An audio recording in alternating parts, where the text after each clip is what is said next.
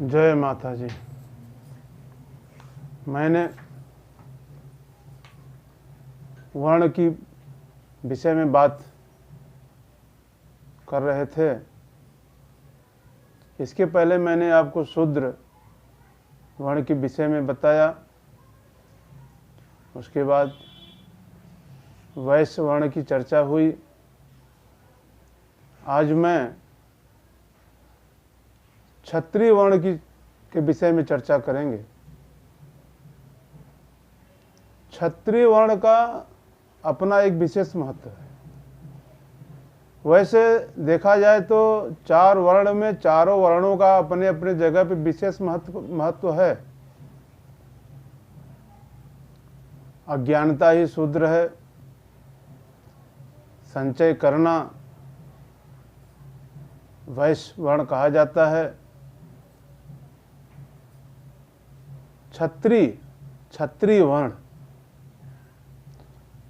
क्षत्रिय वर्ण को एक विशेष जाति से भी जोड़ दिया गया है, लेकिन जो जाति क्षत्रिय है उससे वर्ण से कोई संबंध नहीं है। क्षत्रिय वर्ण का मतलब ही है युद्ध करना, रक्षा करना। इससे यह किसी जाति से संबंध नहीं हो सकता है। क्षत्रिय कोई भी बन सकता है। अब हमारा शास्त्र क्या कहता है?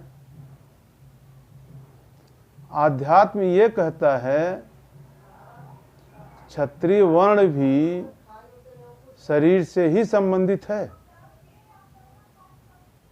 क्षत्रिय वर्ण का मतलब ही है युद्ध करना। अब युद्ध किससे करेंगे आप? अगर शरीर से संबंध है तो युद्ध किससे करेंगे आप? तो इंद्रियों चंचल, जो इंद्रियां हैं, मन चंचल है, उसके साथ द्वंद्व युद्ध करना पड़ता है। जिस दिन उसमें आप विजय प्राप्त कर लेंगे उस दिन आप क्षत्रिय वर्ण कहलाएंगे।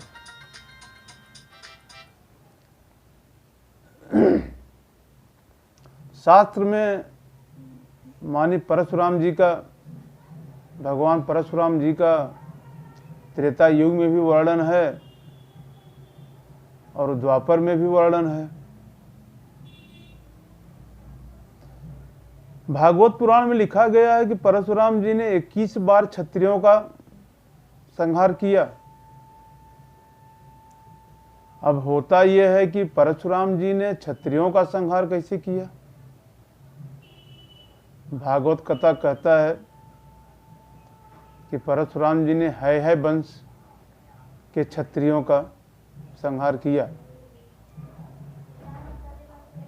अब उस समय तो और भी क्षत्रिय थे। त्रेता में राजा दशरथ जी भी थे। द्वापर में तो महाभारत ही हुआ है, सब क्षत्रिय ही थे। लेकिन भगवान परशुराम जी ने केवल है वंश का सर्वनाश क्यों किया? ये सोचने वाली बात है वंश जो था वो क्षत्रिय धर्म से विलग हो गया था,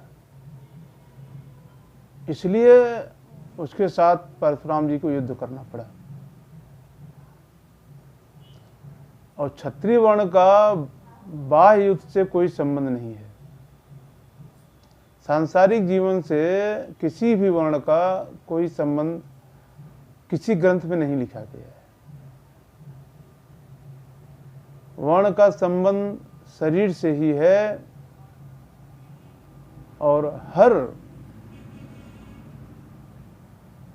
जितने भी उदाहरण दिए जाते हैं सब शरीर से ही है।